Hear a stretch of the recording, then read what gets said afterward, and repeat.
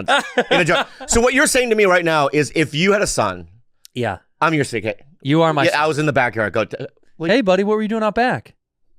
Nothing. Nothing? It seems like you have stuff in your hands and your pockets. What is that? Nothing. No, show me your hands, bud. I want to see.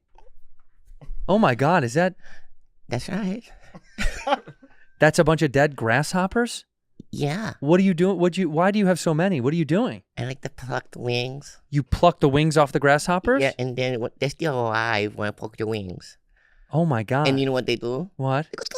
They get hurt them so good. And you like this? Feel good. I get daddy. I get hard when I do it.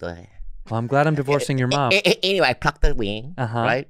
And then what I do is I take a stick, a Yeah? little teeny stick. I jab eye, the eye. You poke out their eyes. I poke eye out, right? You know what I do?